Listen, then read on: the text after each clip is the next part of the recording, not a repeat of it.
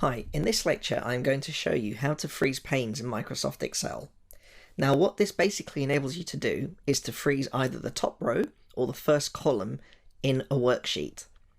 So this basically means that that column or row will not go out of the viewable area of the Excel worksheet. So basically this just makes your sheet very easy to read.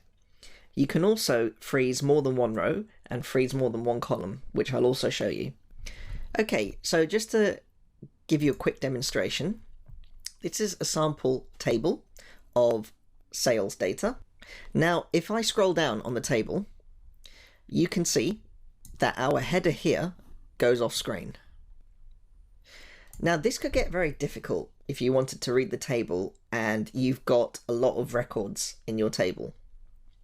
So how could we fix the top row so that it doesn't go off screen? Well, the answer is to freeze it. So what we do is we basically, on our ribbon, we head over to the view part of the ribbon. We then go to this option here, freeze panes, click it and go freeze top row. Now, as you can see, this black thin line has appeared, which basically indicates that our top row is frozen.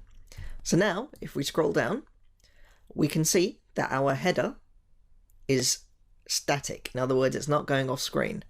And this makes our table much easier to read now. So that's how you freeze the top row in Microsoft Excel. Now to unfreeze the top row, you simply go to freeze panes and go unfreeze panes. And that's it. Your top row is now unfrozen.